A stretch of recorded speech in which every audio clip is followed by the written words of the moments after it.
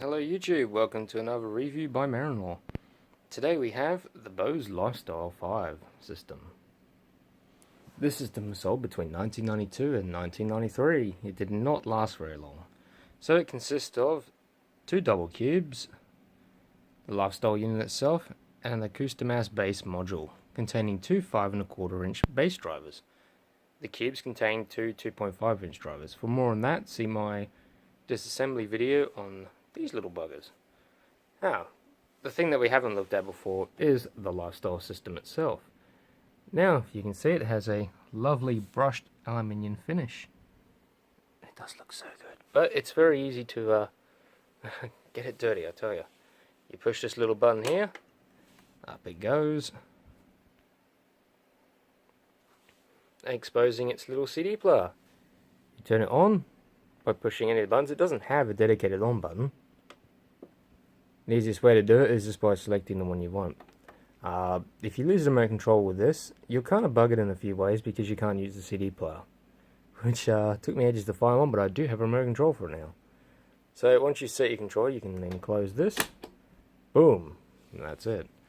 Now, features, well, it doesn't really have any. The only things you can do on this is basically zone control. So you got two zones.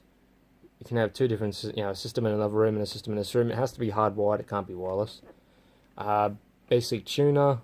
You got a video input, but it's not a real video input. It's just for the audio source. Tape, auxiliary, CD player. Yeah, it's got CD player. It's over there. Actually, still works too, which is really surprising. I didn't expect it to. That's pretty much all for this unit. One key feature it does have, which many systems in its time did not have, is its remote control. It isn't infrared, it is it's radio frequencies actually, it's an RF transmitter. So you can use it in another room if you wanted to screw with someone, for instance. That's about it for this. It has very limited inputs, I would show you, but there's really no point. It has 3 inputs, which is tape, auxiliary, and it has a zone 2 input. That's it. The cubes, you've already seen the cubes, but yeah, they're very basic.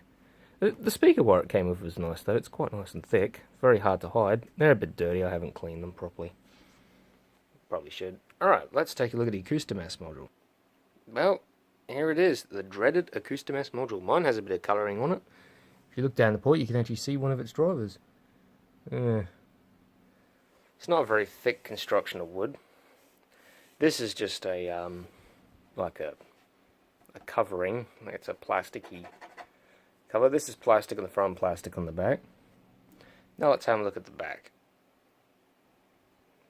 So remember how I said there were no controls on the actual unit itself? Nope. This is where they are. You get treble and bass. That's it. And yeah, that's all you get on this. All the amplification parts are actually inside this back bit here, and this is removable. There's a little tab in here. Oh, I feel the need with money to open that up in there too, eh? And that's basically it. Let's have a look at the inputs. Well, that's all it has. Speaker out, a DIN connector in, a power switch, and a power connector. That's it. Oh, bit of trivia. This one's made in America. Alright, we're back just looking at this unit now. I think it's time to listen to some music on it and see how it sounds. Now keep in mind, of course, you're going to be hearing, well, you're going to be hearing it through the microphone on my phone. Well, actually, this isn't a phone, this is an actual proper camera this time. It's not going to be particularly special. It's not going to be anything brilliant.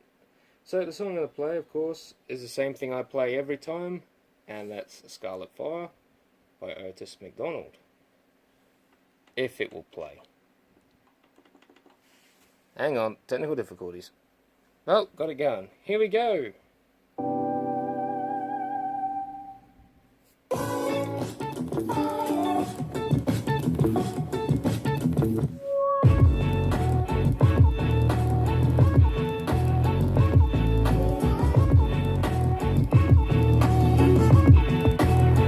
Also, there's no volume control on the screen.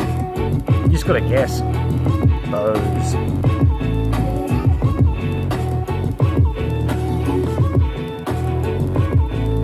Treble all the way up. Treble all the way down. Bass all the way up.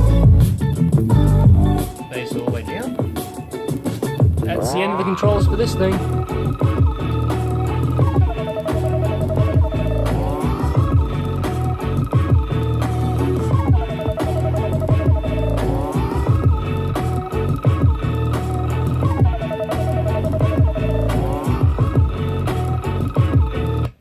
So I'm going to show you something that is weird. Now a lot of people say if you disconnect the cube speakers you can hear voices from the bass module. We're going to test that theory here and now. So we're going to disconnect the cubes. There we go. So there's no cubes, let's just listen.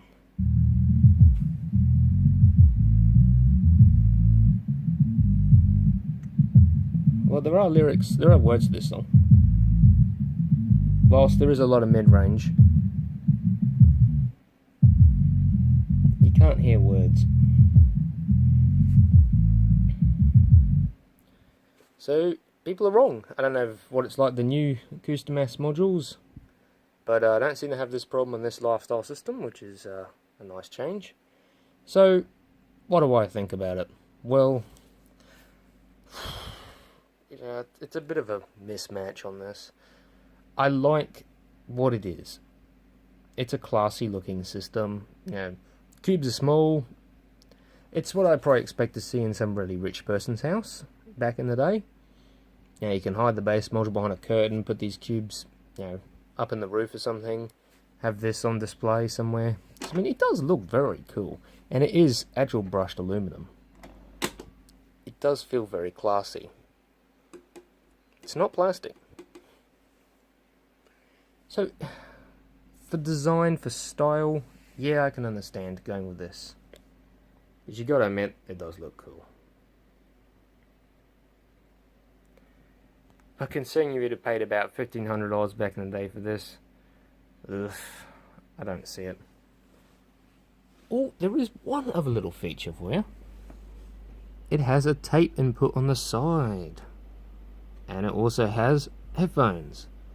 Which actually just cuts off any type of amplifier and is just what comes in through the RCA connectors. It's not equalized or anything, unfortunately.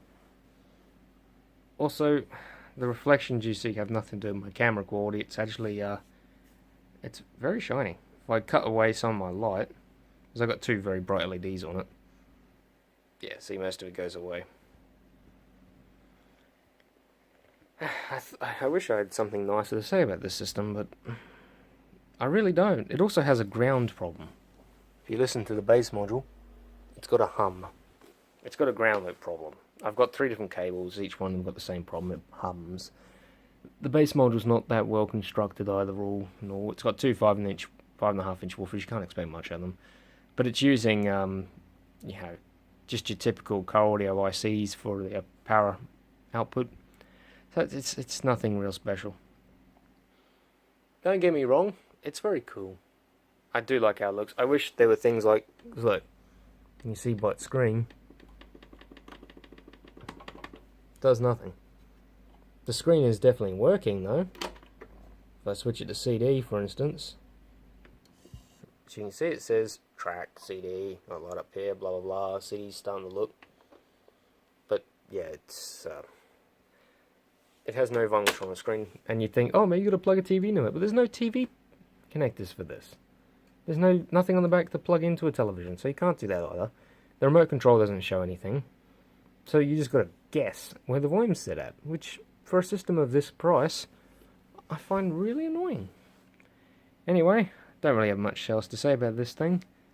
I will be putting up a teardown of the bass module soon. Not that there's anything real exciting in that, but I'm sure someone would like to see it.